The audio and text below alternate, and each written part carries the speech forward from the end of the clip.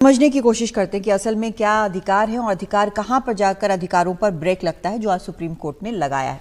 हमारे साथ संजय के चड्ढा जुड़ रहे हैं, वकील हैं, सुप्रीम कोर्ट में प्रैक्टिस करते हैं और संविधान के जानकार हैं। बहुत स्वागत है आपका संजय जी।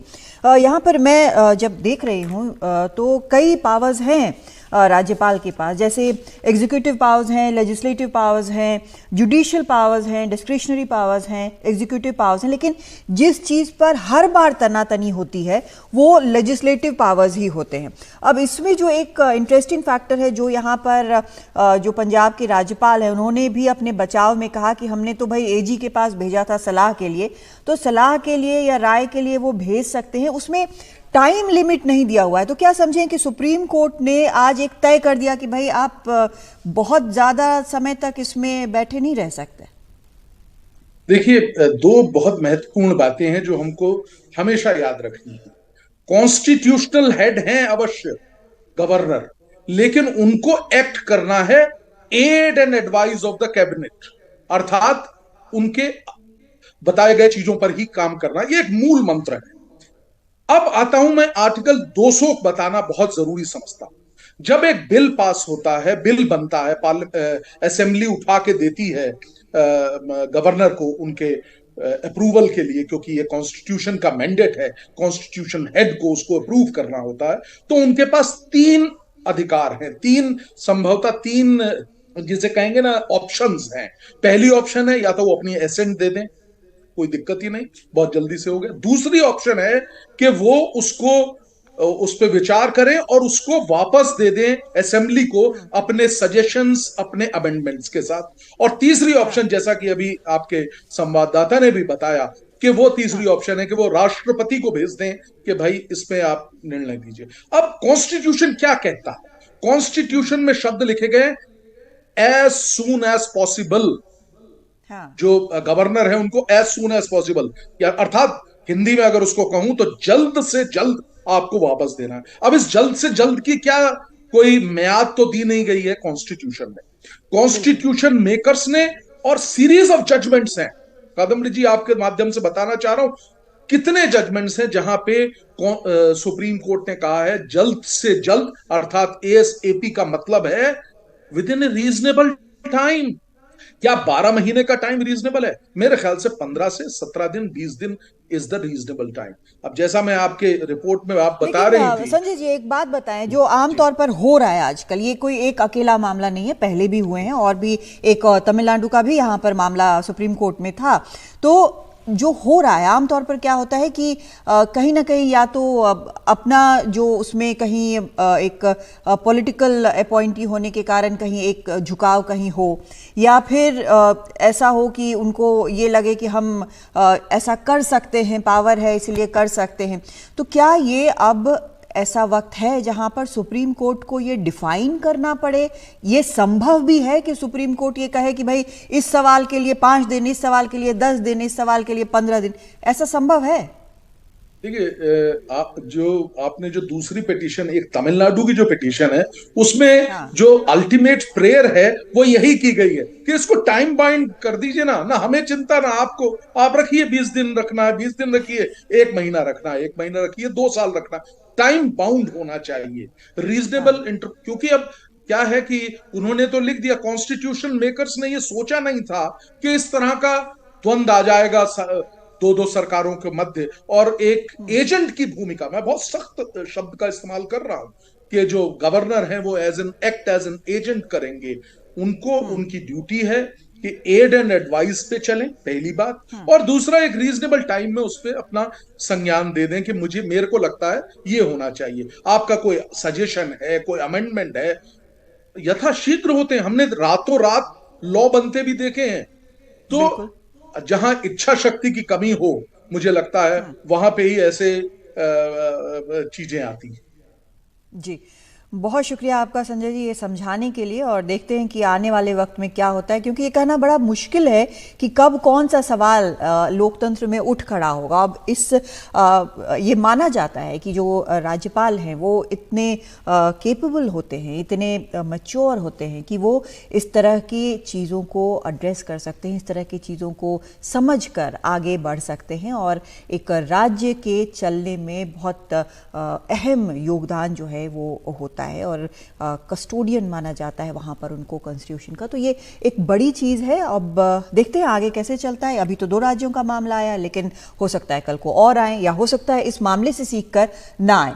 चलिए अब अगली खबर का हम रुख करते हैं। ये नमस्कार, देश की बात में मैं कादम्बरी शर्मा हूं आपके साथ, और आज सुप्रीम कोर्ट में एक बड़ा अहम मामला आया।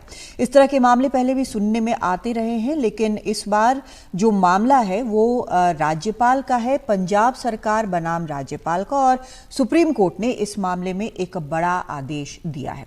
असल में सुप्रीम कोर्ट ने 19 और 20 जून को पंजाब विधानसभा के सत्र को संवैधानिक रूप से वैध ठहराया है। कोर्ट ने कहा कि अब राज्यपाल इस सत्र को वैध मानते हुए अपने पास लंबित बिल पर फैसला ले सकेंगे, और कोर्ट ने कहा कि विधानसभा सत्र की वैधता पर राज्यपाल की ओर से संदेह जताना सही नहीं है।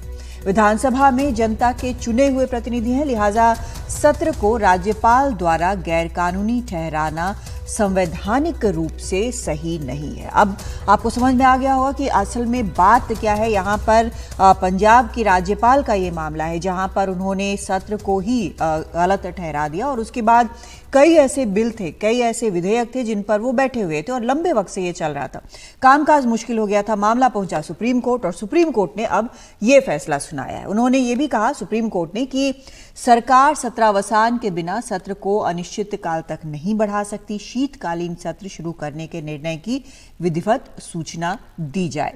और इस मामले में अब सुप्रीम कोर्ट ने सारा फैसला कर दिया है, तो उसके बाद अब राज्यपाल को फटकार भी लगाई है। कहा है कि विधेयकों को संविधान के मुताबिक संसाधित किया जाए, और पंजाब के राज्यपाल के पास ये कहने की कोई शक्ति नहीं है कि विधानसभा सत्र जो है वो वैध नहीं है, और तुरंत जो विधेयक हैं उन पर उनको फैसला लेना चाहिए।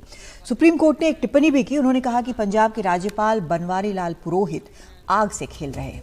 असल में राज्य विधानसभा द्वारा पारित 7 विधेयकों पर ये बैठे हुए थे, और इसके लिए सुप्रीम कोर्ट ने फटकार लगाई है। कहा कि यदि हम राज्यपाल को ऐसी शक्ति देते हैं तो क्या हम संसदीय लोकतंत्र बने रहेंगे? ये एक बड़ा सवाल सुप्रीम कोर्ट ने टिप्पणी देते हुए उठाया है, और राज्यपाल बनवारी लाल पुरोहित ने अपना बचाव भी किया। उन्होंने कहा कि अधिकांश विधेयक एजी की कानूनी राय लेने के लिए भेजे थे, कि क्या विधेयकों को राष्ट्रपति के पास भेजा जाना चाहिए। अब ये अधिकार जो है वो राज्यपाल के पास होता है कि वो राष्ट्रपति के पास भेज सकते हैं, और उस पर राय ली जा सकती है। सीजेआई ने पंजाब के राज्यपाल से ये कहा कि राज्यपाल किस शक्ति के तहत कह रहे हैं कि सदन के स्पीकर द्वारा बुलाया गया सत्र अमान्य था। संविधान के किस प्रावधान के तहत राज्यपाल को ये शक्ति प्राप्त है?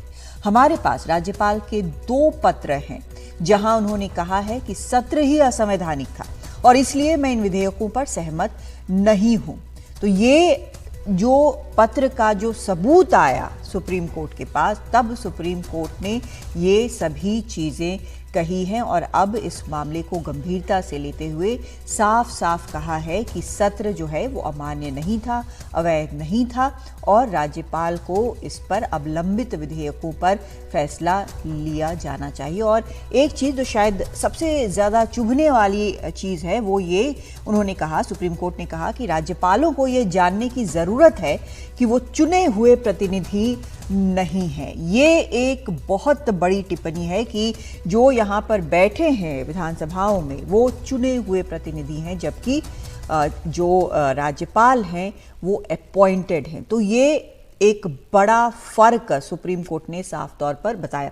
लेकिन सिर्फ पंजाब का मामला नहीं है, तमिलनाडु का भी मामला है। पहले भी मामले सुने होंगे जैसा मैंने कहा, और तमिलनाडु के राज्यपाल ने क्या किया, उन्होंने 12 विधेयकों, अभियोजन की मंजूरी, दोषियों की समय पूर्व रिहाई और टीएनपीएससी सदस्यों की नियुक्ति के प्रस्तावों को महीनों तक दबाए रखा और इस पर सुप्रीम कोर्ट ने गंभीर चिंता व्यक्त की और केंद्रीय गृह मंत्रालय से 20 नवंबर तक जवाब मांगा है। अब ये सभी चीजें ऐसी हैं जहां पर कई सवाल उठ जाते हैं और खासकर एक लोकतंत्र में, और जिस तरह से एक लोकतंत्र चलता है और एक संविधान के जरिए काम होता है, उसमें जब इस तरह की चीज होती है तो फिर एक अलग किस्म की समस्या और अलग किस्म के सवाल खड़े हो जाते हैं।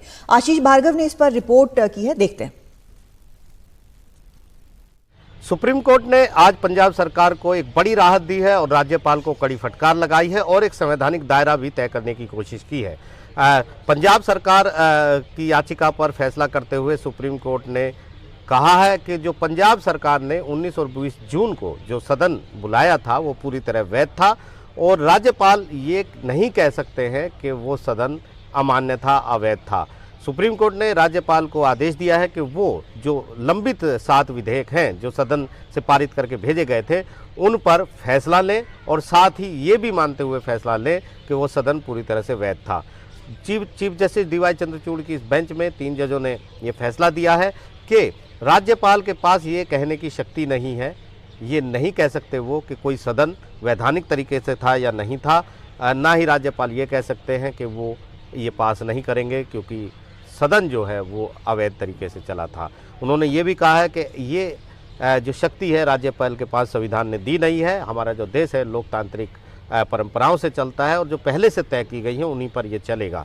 और बड़ा फैसला यहाँ पर सुनाया है। सुनवाई के दौरान चीफ जस्टिस ने ये तक कह दिया कि राज्यपाल जो है वो आग से खेल रहे हैं, क्योंकि यहाँ पर मुद्दा ये था कि ये पंजाब सरकार पहुँची थी सुप्रीम कोर्ट और उन्होंने कहा था कि 19 और जून को सदन आयोजित किया गया था स्पीकर के द्वारा और उसमें 7 विधेयक बनाए गए थे और ये महत्वपूर्ण बिल थे लोगों के लिए और उनको भेजा गया था। लेकिन तब से राज्यपाल बैठे हुए हैं उन पर और वो कह रहे हैं कि सदन गलत तरीके से बुलाया था, वो अवैध था, इसलिए हम फैसला नहीं करेंगे इन पे और हम इन बिलों को मंजूर नहीं करेंगे। लेकिन राज्यपाल की तरफ से यहाँ सुप्रीम कोर्ट ने नोटिस भी जारी किया था। राज्यपाल का कहना था कि वो एजी से कानूनी राय इस मुद्दे पर ले रहे हैं, लेकिन सुप्रीम कोर्ट ने कहा इस मुद्दे पर राज्यपाल कुछ नहीं कर सकते हैं, पहले से तय जो प्रावधान है उन्हीं के अनुसार काम करना होगा। और राज्यपाल को सीधे तौर पर कहा है कि उनके पास कोई शक्ति नहीं है कहने की, वो चुने हुए प्रतिनिधि नहीं है और ना ही वो ये कह सकते हैं, ये उनके अधिकार क्षेत्र से बाहर की बात है। तो बड़ा मामला यहाँ पर आया है और सीधे तौर पर पंजाब की जो आम आदमी पार्टी सरकार है उसको बड़ी राहत सुप्रीम कोर्ट ने,